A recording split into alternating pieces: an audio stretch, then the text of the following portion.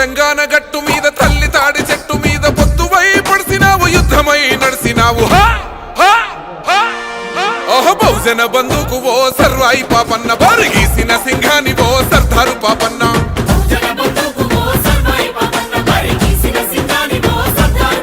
బాకులాంటి మోకు దెబ్బ ఓ సర్వాయి పాపన్న గాయగోళ్ళ గండ్ర గొడ్డలో సర్దారు పాపన్న